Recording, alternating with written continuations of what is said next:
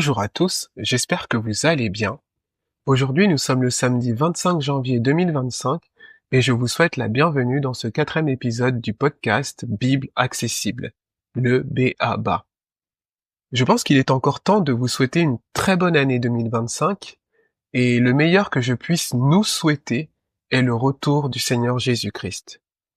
En l'attendant, nous persévérerons dans sa parole sur le site internet bible.xyz qui a pour but, je vous le rappelle, de rendre la Bible accessible en la présentant avec pertinence dans le contexte d'aujourd'hui. Ici, c'est Armel qui vous parle depuis la belle ville de Meaux, en Seine-et-Marne, dans le 77, dans la région parisienne. Lors du dernier épisode, je vous parlais de notre toute première discussion autour de la Bible, notre DAB, du 2 juillet 2024 de l'association culturelle Bible XYZ. Cette association devrait officiellement voir le jour durant ce premier semestre 2025. Depuis cette date, nous avons eu au total 14 DAB, qui ont généralement eu lieu les mardis soirs, en hybride, en présentiel et ou en distanciel. Nous parcourons actuellement la première épître de Paul aux Thessaloniciens. Si vous souhaitez avoir plus d'infos sur nos DAB, vous pouvez aller sur la page DAB du site internet où vous trouverez notamment l'agenda. Le verset de ce jour de l'application de la Bible ou sur le site bible.com est le suivant. C'est Luc, chapitre 12, verset 15, et c'est Jésus qui parle. Gardez-vous avec soin de toute soif de posséder, car la vie d'un homme ne dépend pas de ses biens, même s'il est dans l'abondance. La lecture de ce verset du jour, ce matin, m'a encouragé et m'a rappelé une prédication que j'ai donnée le dimanche 3 octobre 2021 pour l'Église protestante réformée évangélique de Meaux. Je reprends donc aujourd'hui cette prédication pour vous la partager.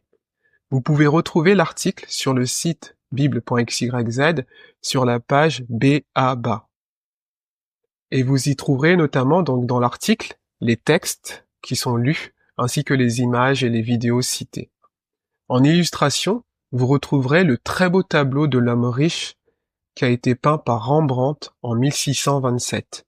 Dans l'article, vous trouverez également le portrait de Nicolas Copernic que je cite dans cette prédication. Ce portrait tableau a été peint par Jean Matejko et a été intitulé Conversation avec Dieu. Avant de passer à la prédication, je vais lire le passage dans l'évangile de Luc au chapitre 12, versets 13 à 21, et je lis dans la version de Second 21. Du milieu de la foule, quelqu'un dit à Jésus, « Maître, dis à mon frère de partager notre héritage avec moi. » Jésus lui répondit, « Qui m'a établi pour être votre juge ou pour faire vos partages ?» Puis il leur dit, « Gardez-vous avec soin de toute soif de posséder, car la vie d'un homme ne dépend pas de ses biens, même s'il est dans l'abondance. » Il leur dit cette parabole. Les terres d'un homme riche avaient beaucoup rapporté. Il raisonnait en lui-même, disant, « Que vais-je faire ? En effet, je n'ai pas de place pour entrer ma récolte. Voici ce que je veux faire, se dit-il. J'abattrai mes greniers, j'en construirai de plus grands, j'y amasserai toute ma récolte et tous mes biens. Et je dirai à mon âme, tu as beaucoup de biens en réserve pour de nombreuses années. Repose-toi, mange, bois et réjouis-toi. » Mais Dieu lui dit, « Homme dépourvu de bon sens, cette nuit même, ton âme te sera redemandée, et ce que tu as préparé, pour qui cela sera-t-il ? » Voilà quelle est la situation de celui qui amasse des trésors pour lui-même et qui n'est pas riche pour Dieu. Voici donc cette prédication, je vous souhaite une bonne écoute. Seigneur, nous te remercions, Seigneur, parce que tu es notre Dieu, tu es notre Roi. Nous sommes réunis ce matin en ton honneur pour écouter ta parole, pour écouter ce que tu as à nous dire. Et nous prions que tu puisses ouvrir les yeux de notre cœur, afin que nous puissions être illuminés, Seigneur, par toi ce matin. Touche-nous, Seigneur, parle-nous, que vraiment nous puissions recevoir une parole toute particulière de toi ce matin, qui puisse avoir un impact, Seigneur, sur nos vies. Nous te remettons, Seigneur, la suite de ce culte en ton honneur. Amen. Alors ce matin, nous allons étudier la parabole dite du riche insensé. Et en introduction, j'ai voulu projeter cette image, sachant qu'il y allait avoir des enfants avec nous. Alors, elle est peut-être un peu petite, mais je vais vous la décrire. On y voit un homme, je sais pas si ça va marcher, ouais. On y voit un homme qui a son baluchon. Et dans son baluchon, il a plein d'objets. Et il se situe face à une porte toute étroite, derrière laquelle il y a un escalier qui monte au ciel. Et ma question est la suivante. Va-t-il réussir à passer par la porte? Je pose la question à... Selon vous, va-t-il réussir à passer? La réponse est non, il ne pourra pas passer. Dans son baluchon, il a sa voiture, sa guitare, son parapluie, un ordinateur, il a des livres, il a tous ses biens. Et en fait, cette image d'un dessinateur chrétien illustre assez bien la thématique du texte que nous allons étudier ce matin. Pour quelle raison? Parce que le Seigneur, dans sa parabole, met en opposition les biens matériels et la vie éternelle, qui est ici symbolisée par le ciel et l'échelle qui monte au ciel. Le texte commence alors que le Seigneur est en train d'enseigner ses disciples. On le voit au chapitre 12, au verset 1. Voici qu'un homme l'interpelle pour lui faire une requête, pour lui demander de résoudre un différend avec son frère à propos de leur héritage.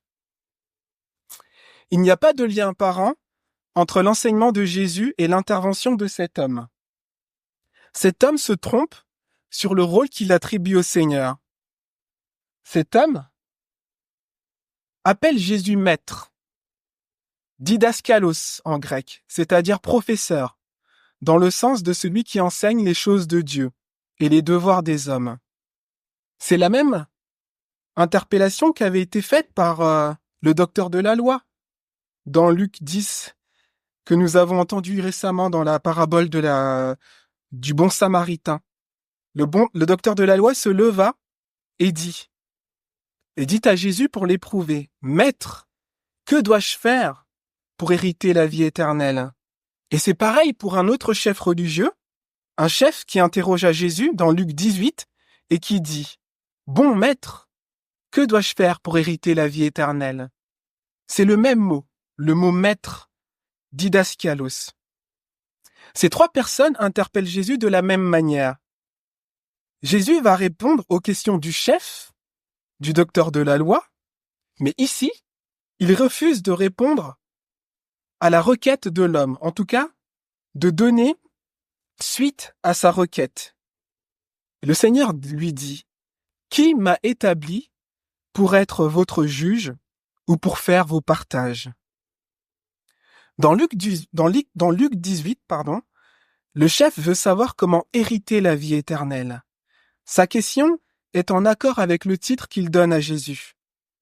Ici, l'homme, du milieu de la foule, semble vouloir utiliser l'autorité de Jésus pour son propre avantage matériel. Il y a un décalage entre le titre qu'il donne à Jésus et sa requête. Il lui demande de résoudre un différend avec son frère. Le texte ne nous renseigne pas beaucoup sur la nature exacte du problème entre les deux frères. Il n'est pas dit si l'homme avait été privé de sa part d'héritage ou s'il voulait tout simplement une part plus importante. Comme j'ai pu le dire dans le passé, à l'occasion de la méditation sur la parabole du fils prodigue, la loi, la Torah, encadre l'héritage. Il était transmis exclusivement au fils. Mais dans certains cas, il pouvait aussi être transmis à une fille si le père n'avait pas eu de fils. Et si le père en question n'avait pas de fils ni de fille, son héritage était transmis aux plus proches parents. Dans tous les cas, cet héritage devait rester dans la tribu. Et puis vous le savez aussi, il y a ce droit, le droit d'aînesse, qui permettait à l'aîné d'obtenir une double part. Ces textes de loi se trouvent dans Deutéronome 21, 15 à 17, dont Nombre 27 et Nombre 36. L'héritage est un patrimoine, c'est un bien que laisse un homme, une personne, lors de son décès, à la fin de sa vie. Ce qui intéresse l'homme, c'est le partage des biens laissés par son père. Il aurait très bien pu interroger Jésus sur la mort de son père. Qu'est-ce qu'il y a après la mort? Il aurait pu poser cette question au Seigneur. En effet, le départ d'une personne est souvent l'occasion pour nous les vivants de réfléchir à l'éternité. Jésus répond à l'homme par une question oratoire, une question rhétorique, une fausse interrogation. Qui m'a établi pour être votre juge ou pour faire vos partages? Nous pouvons noter tout de suite que dans la parabole qui a été lue, Dieu fait également une fausse interrogation en disant à l'homme, au riche insensé, « Et tout ce que tu as préparé, pour qui cela sera-t-il » À la question oratoire de Jésus, on a envie de répondre. Personne. Personne n'a établi Jésus pour être leur juge ou pour les départager. Personne ne l'a établi pour cela, en tout cas pas le Père de l'homme, ni Dieu. L'homme fait une erreur. Il fait une erreur sur le rôle de Jésus. En effet, la Bible nous révèle que le Seigneur est venu pour une mission toute particulière. Et sa mission a une portée spirituelle et éternelle. L'apôtre Paul, dans Acte 17, nous révèle un aspect de cette mission. Il nous dit ceci. Sans tenir compte des temps d'ignorance, Dieu annonce à tous les êtres humains, partout où ils se trouvent, qu'ils doivent changer d'attitude, parce qu'il a fixé un jour où il jugera le monde avec justice par l'homme qu'il a désigné.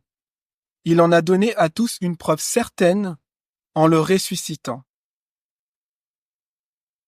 Le jugement pour lequel Dieu a établi Jésus n'a pas une portée matérielle, comme celui de départager deux héritiers, mais il a une portée éternelle et spirituelle. En effet, Jésus sera emmené à juger le monde entier, tous les êtres humains, avec justice. Nous aussi, à l'image de cet homme, il nous arrive parfois de faire la même erreur. Bien souvent, il nous arrive d'oublier quel est fondamentalement le rôle du Seigneur, et nous lui formulons des prières, des requêtes, bien des fois matérialistes et très éloignées des considérations éternelles. Le rôle en premier lieu de notre Seigneur n'est pas de s'occuper de nos affaires matérielles. Apprenons donc à situer nos prières dans la perspective de l'éternité. Je vais toutefois nuancer cet encouragement, car le Seigneur, il nous promet à de maintes reprises dans la parole de prendre soin de nous dans les aspects purement matériels de notre vie. Il sait que nous en avons besoin, nous dit-il. Il nous dit de ne pas nous en inquiéter, mais de nous préoccuper d'abord du royaume et de la justice de Dieu. Et toutes ces choses nous seront données par-dessus. Dans Matthieu 6. Suite à cette interpellation, le Seigneur va s'adresser à la foule. Il leur dit, « Gardez-vous avec soin de toute soif de posséder, car la vie d'un homme ne dépend pas de ses biens, même s'il est dans l'abondance. » Ici, le Seigneur confirme l'impression laissée par l'homme de la foule. Sa requête n'était pas motivée par un désir désintéressé de justice. Le Seigneur profite pour enseigner. Il enseigne au sujet de l'un des maux du cœur humain, la cupidité, ou l'avarice. Ici, la soif de posséder. La soif de posséder, c'est un désir ardent, un désir avide d'avoir toujours plus de biens, toujours plus de richesses. Il y a des personnages fictifs qui respirent la cupidité. Vous en connaissez certainement quelques-uns. Je peux citer par exemple Picsou, qui est cupide. Il y a aussi Harpagon, un riche homme et avare dans l'œuvre de Molière. Et il y en a un autre. Dans l'Espagne du XVIIe siècle, Don Salluste, joué par Louis de Funès, profite de ses fonctions de ministre des Finances du roi pour s'enrichir. C'est un être fourbe, hypocrite et cupide, qui collecte lui-même les impôts qu'il détourne en partie à son profit. Il est détesté par la population. Vous avez reconnu, c'est dans La folie des grandeurs. Alors je me suis permis de vous mettre un court extrait qui va nous permettre d'illustrer le propos. Viva notre bienfaiteur! Olé! Olé! Je sais pas, où ça? C'est pour le roi. Ça, c'est pour moi.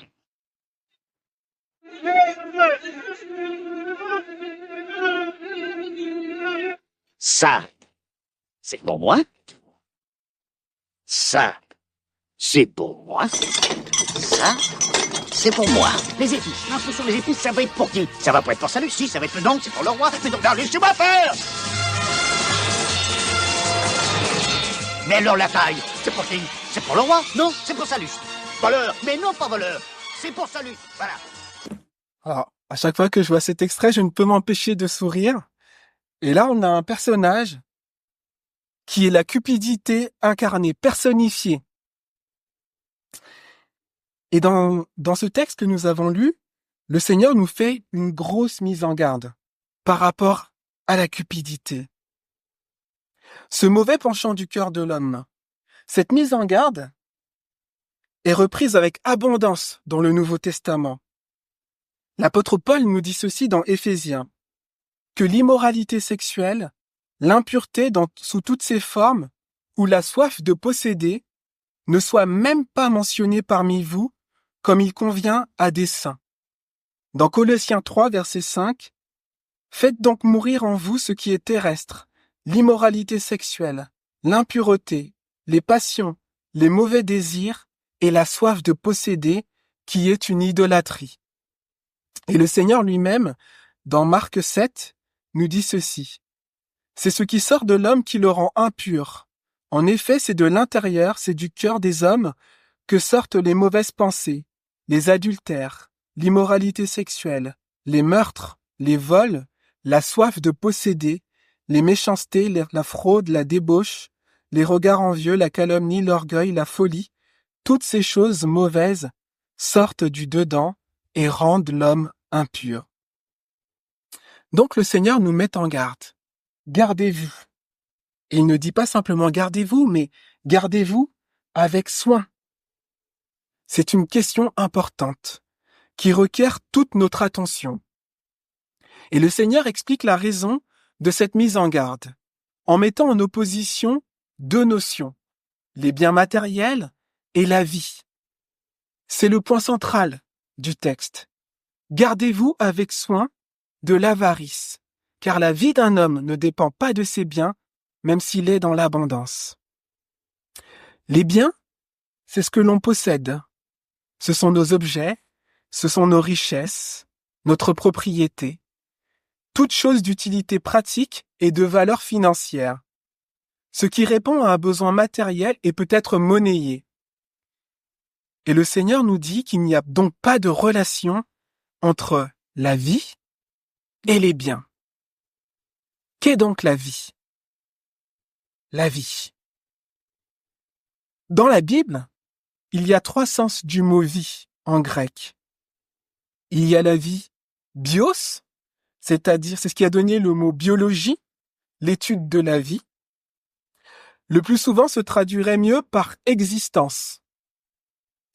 C'est pour désigner la vie en général, le fait de vivre, la vie dans son sens le plus large.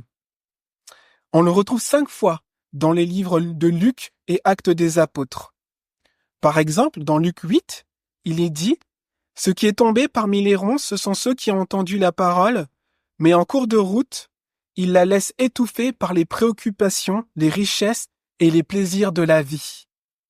Et ils ne parviennent pas à maturité. » C'est la vie bios. Le deuxième sens du mot vie en grec, c'est la vie psyché. C'est la base du mot qui a donné la psychologie, l'étude de l'âme.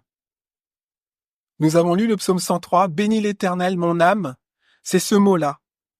La psyché, l'âme, voilà. Et ce mot est utilisé 15 fois dans Luc et Actes. Beaucoup plus que la vie biologique.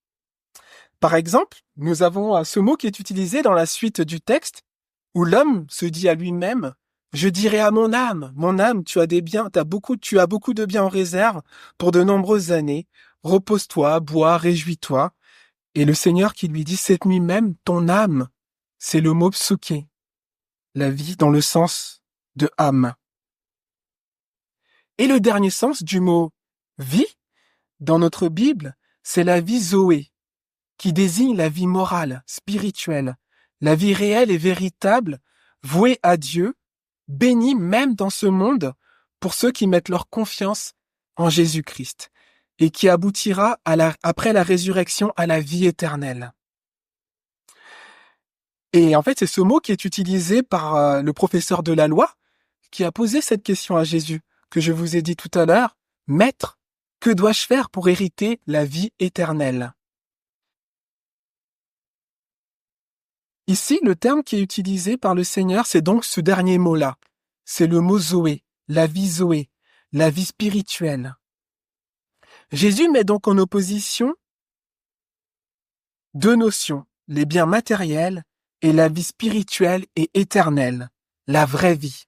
Et c'est pourquoi je vous ai mis cette image de cet homme avec son baluchon rempli de ses biens qui veut aller dans l'éternité.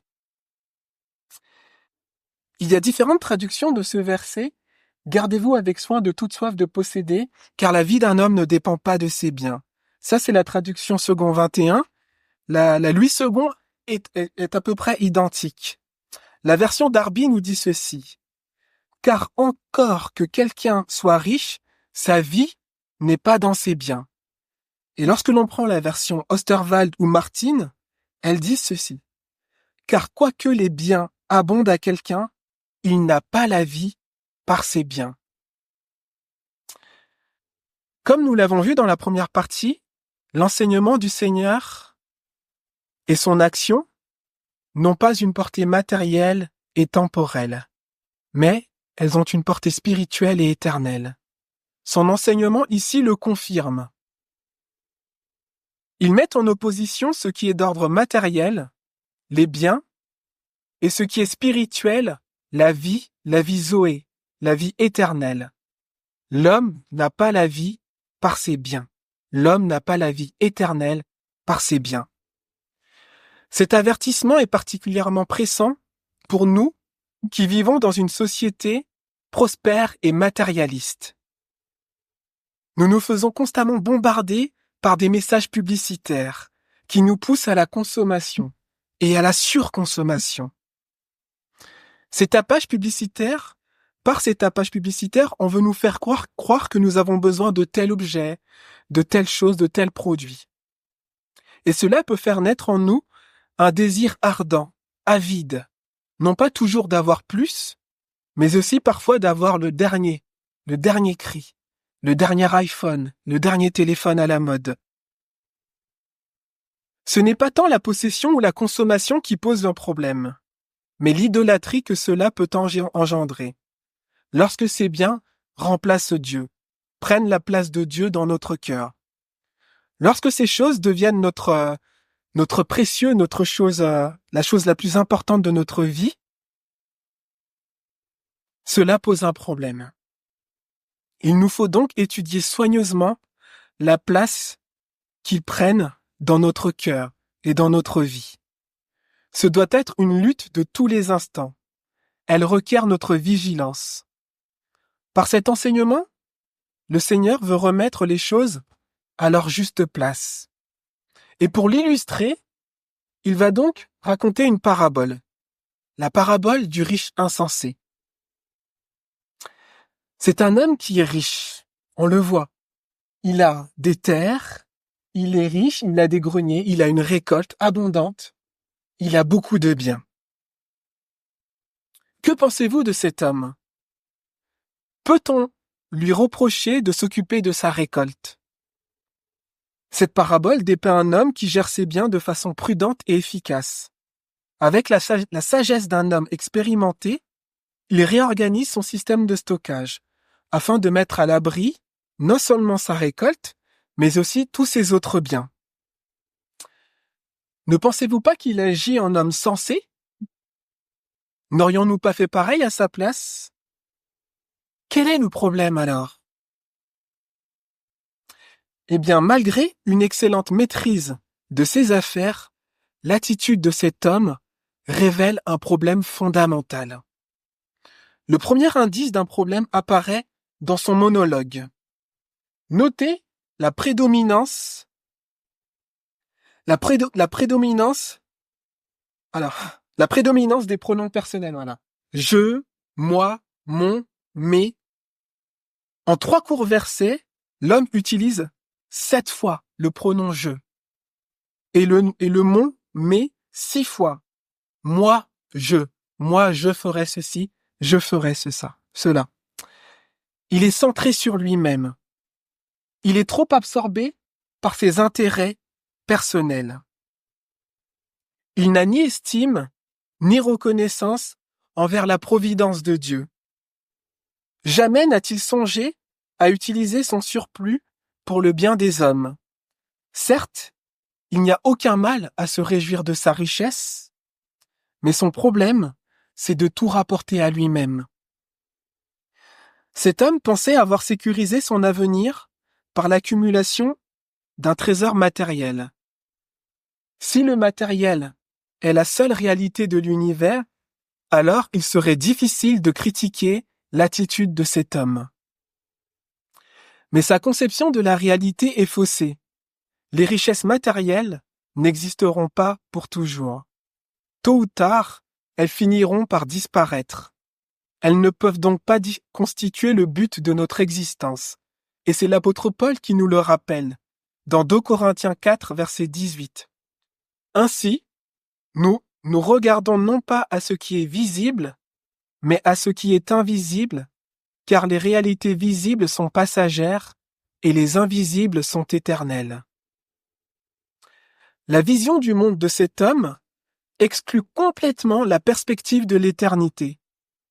L'homme riche est un insensé, car il a tracé son avenir en ne se souciant que de ce qui est pour le corps et pour ce temps seulement. Il a planifié sa vie sans tenir compte de Dieu. Et je vais vous lire un court passage dans l'épître de Jacques, dans Jacques 4, versets 13 à 15. À vous maintenant qui dites, aujourd'hui ou demain, nous irons dans telle ville, nous y passerons une année, nous y ferons des affaires et nous gagnerons de l'argent. Vous qui ne savez pas ce qui arrivera demain, en effet, qu'est-ce que votre vie? C'est une vapeur qui paraît pour un instant et qui disparaît ensuite. Vous devriez dire au contraire, si Dieu le veut, nous vivrons et nous ferons ceci ou cela.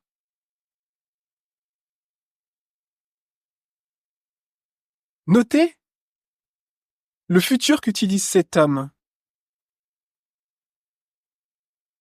Voilà, j'abattrai, je construirai, j'amasserai. Je dirai à mon âme, j'ai beaucoup de biens en réserve pour de nombreuses années. Cet homme vit sa vie comme si l'éternité n'existait pas. il ne se préoccupe que des choses visibles et passagères. Et Dieu lui annonce cette terrible nouvelle. Cette nuit même, ton âme te sera redemandée. Au verset 20. Il y a ici un contraste fort entre beaucoup de biens en réserve pour de nombreuses années et les quelques minutes ou les quelques heures tout au plus qui lui restent à vivre. Cet homme est avare. Son avarice le fait passer à côté du but essentiel de la vie. Or, on ne peut ignorer la vision éternelle de la vie sans en subir les conséquences. Hébreux 9 nous dit ceci. Il est réservé aux humains de mourir une seule fois, après quoi vient le jugement. Puis, dans la suite de la parabole, Dieu lui pose donc cette question, cette fausse interrogation. Et ce que tu as préparé, pour qui cela sera-t-il? Poser la question, c'est y répondre. Personne. Les biens matériels ne peuvent être emportés dans l'au-delà. Job a dit ceci. C'est nu que je suis sorti du ventre de ma mère, et c'est nu que je repartirai. Et l'apôtre Paul écrit à Timothée cela. La piété est pourtant une grande source de profit, quand on se contente de ce que l'on a. En effet, nous n'avons rien apporté dans le monde, et il est évident que nous ne pouvons rien en emporter. Si donc nous avons la nourriture et des vêtements, cela nous suffira. Quant à ceux qui veulent s'enrichir, ils tombent dans la tentation, dans un piège et dans une foule de désirs stupides et nuisibles qui plongent les hommes dans la ruine et provoquent leur perte. L'amour de l'argent est en effet à la racine de tous les maux. En s'y livrant, certains se sont égarés loin de la foi et se sont infligés à eux-mêmes bien des tourments. 1 Timothée 6, versets 6 à 10. Riche pour qui? Jésus conclut cette parabole avec une application. Voilà quelle est la situation de celui qui amasse des trésors pour lui-même et qui n'est pas riche pour Dieu. Cet homme est un insensé. Comme Don Salluste, il a succombé à la folie des grandeurs. J'abattrai mes greniers, j'en construirai de plus grands. Tout le bien qu'il a accumulé durant sa vie ne lui sera d'aucune utilité là où il va. Il n'a pas investi dans la préparation de son éternité. Si nous voulons être riches, soyons-le de la bonne manière. Soyons riches pour Dieu. Vous allez peut-être me demander, comment devient-on riche pour Dieu? Eh bien, cet homme, comme on a pu le voir, est centré sur lui-même. Moi, je. Tout gravite autour de lui. Sa façon de s'exprimer a trahi une pensée pour le moins égocentrique. Et en guise de conclusion, je voulais vous partager ce qui s'est passé il y a au XVIe siècle.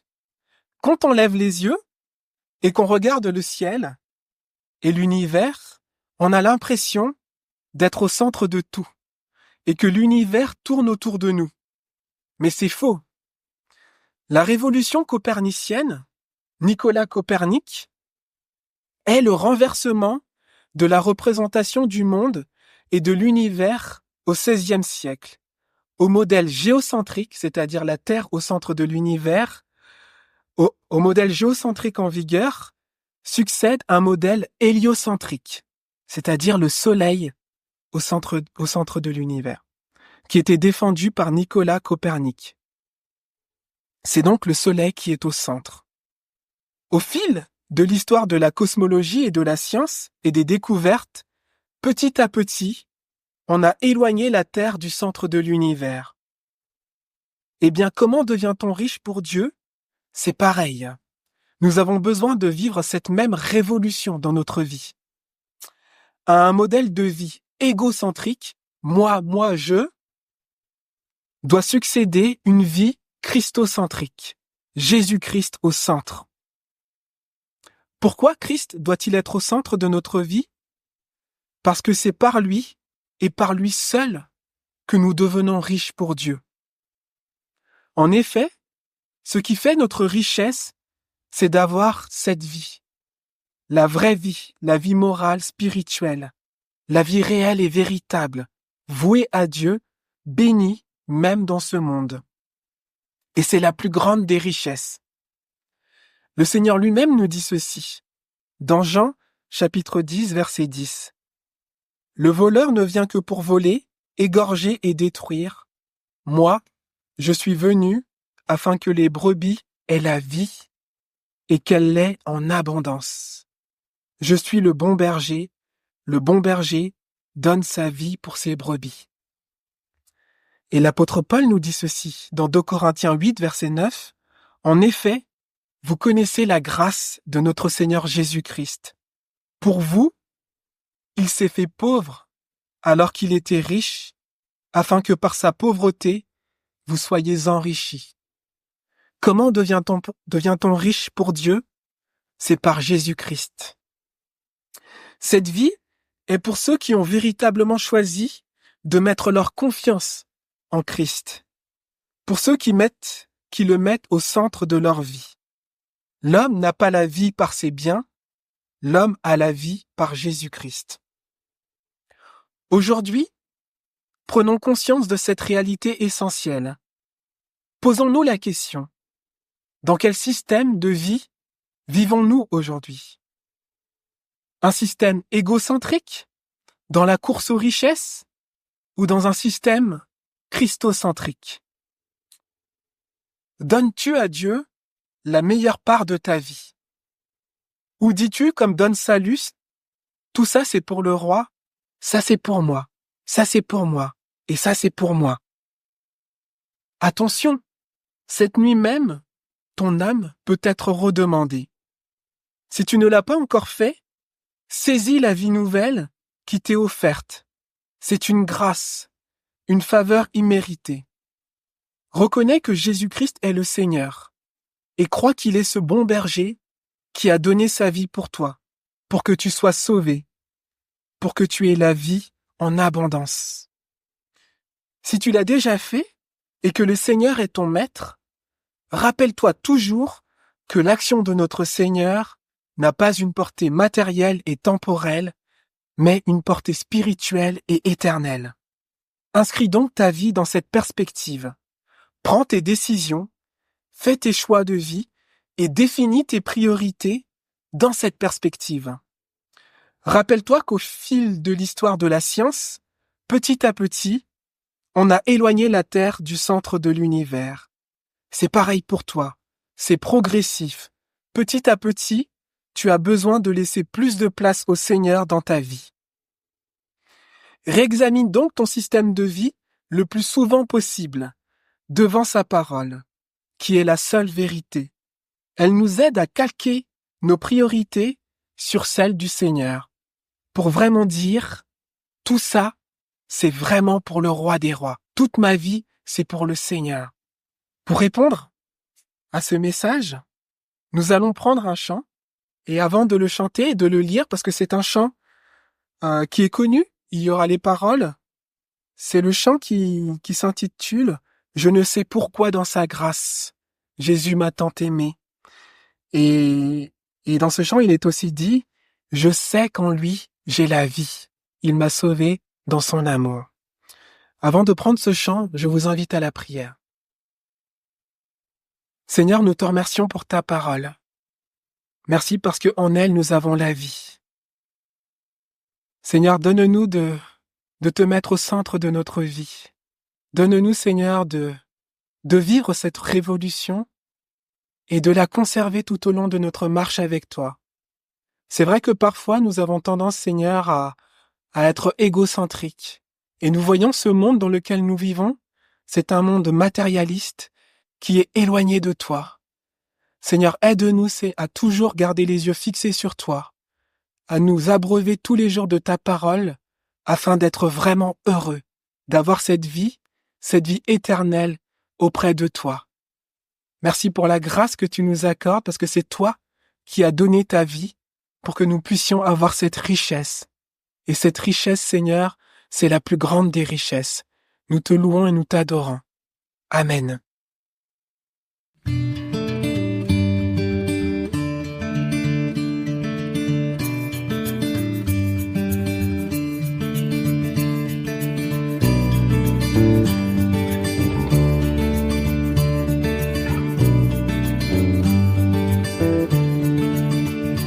Je ne sais pourquoi dans sa grâce, Jésus m'a tant aimé. Pourquoi par son sang il efface ma dette, mon péché.